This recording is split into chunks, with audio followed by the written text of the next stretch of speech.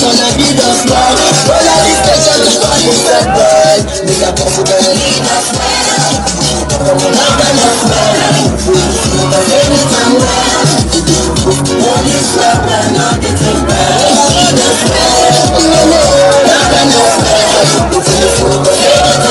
The two major political parties now who are busy sharing money and spending our resources that they have taken over the years.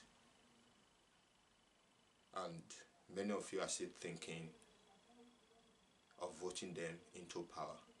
If you have watched their rally so far, you see a lot of crowds, normal crowds. I believe the reason why those crowds are there is to collect some stipends from these politicians, because they believe that these are the people that are with the money that they are stolen over the years. And many of you should know that it is not all about the money, it's all about your future. It's all about a better life, it's all about great things to come. If you look at their rally so far, you see them, they don't have anything, any agenda they're saying. They keep on dancing on the podium, keep on running up and down. You see lots of big women and big men. All of them have been paid just to be in that rally and to rally support for both APC and PDP. But if you look at the man, you discover that he's the grassroots person. He's going from place to place campaigning, even without money in his hands. So I want to be making comparison and between these politicians or these candidates. If you look at the one of the APC, President Muhammadu Buhari, discover that as early enough he was already in government. He has been in government for a long period. In 1983 he was the head of state, you can remember, at the age of 41. He was the Minister of Petroleum at 34. And now he's coming back again. He has also ruled us, or he's also ruling as the incumbent president of our country. And now he's coming back for a second tenure to consolidate whatever nonsense that they have already placed on ground. Under his watch, remember, billions of naira were missing as a PTF chairman. And many of you are still thinking of it. You cannot vote this person in and expect a better life.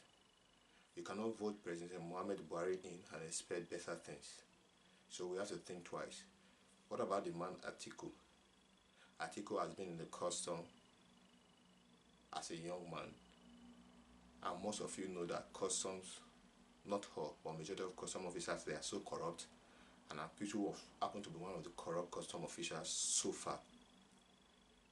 And also, he was a governor-elect before he was taken to become the vice president to President Obasanjo from 1999 to 2007 for 8 years.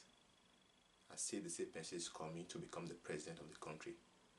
And I see many of you shouting on social media that he is in the United States of America, come and say him there as if it's a criteria to become the president of Nigeria. And even the APC, like Mohammed, is busy reacting and saying the same person has questions to answer when he comes back from America.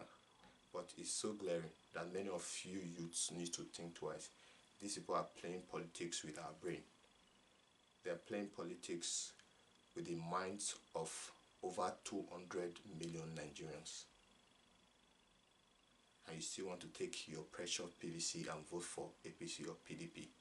You do have to think twice. Think again, you do have to think twice. But look at other aspirants like Kingsley Moghalu. He was the CBN deputy governor, also the YPP presidential candidate. He was CBN deputy governor for some time. Nobody ever heard of him. They were also part or underneath the government doing some other things that we may not know. Then let's go to the one of AAC, Muhammadu. If you go way back when the 1993 election was annulled by the then Ibrahim Babangida, Muhammadu was one of those who stood his ground to ensure that victory should be upheld, who shook ground with the military. He was standing so with other students in our country. Many of you will not think about that. You will not look onto that. He was also there in America. One of his videos too, you also see him talking to a minister who came to a function late, like the usual way, that we should always bow down our heads to greet them whenever they are around. He stood against that too. It's also part and parcel of the persons who were with the then man who never became president, but who won the election under the platform of SDP, but yet the election was annulled. He was there with MK Abiola. So I wonder what we are still thinking of.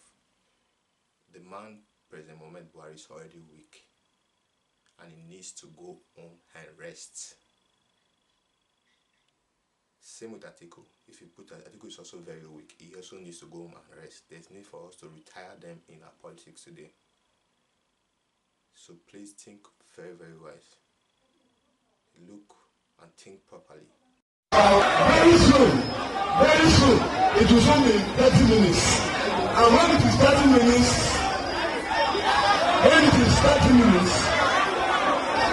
we are going to make sure that we bring down Lagos uncomfortable.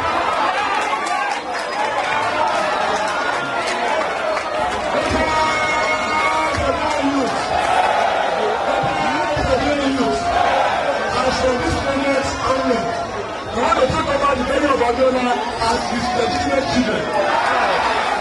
Abiola and his brothers and sisters are failures. Abiola and his father are failures. Fellow Nigerians, we have been disrespected tonight and not given the chance and the respect we deserve by a minister who came late to an event scheduled for 6 p.m. She's coming out about an hour, 30 minutes later, trying to tell us some nonsense about there was delayed in flights. No, we are not going to take this anymore. We have been taking this line down for a long time. It's been happening since 1960. We are not going to take this anymore. And we refuse. Wait. No. We are not going to wait. We are not going to wait. We are not going to wait. Don't advise me. No. We are not going to wait. We are no longer going to wait. We are no longer going to wait. We are no longer going to wait. We are no longer going to wait. We are going to. What you doing? We are shutting down this event. We are no longer going to wait. We are no longer going to go. No more waiting. No more. We are tired of waiting. We are tired of waiting. We are tired of waiting. We are tired of waiting. We are tired of waiting. Whatever fronts they bring up is whatever front you're because we want to be free, they don't want us to be free. So there has to be some kind of confrontation.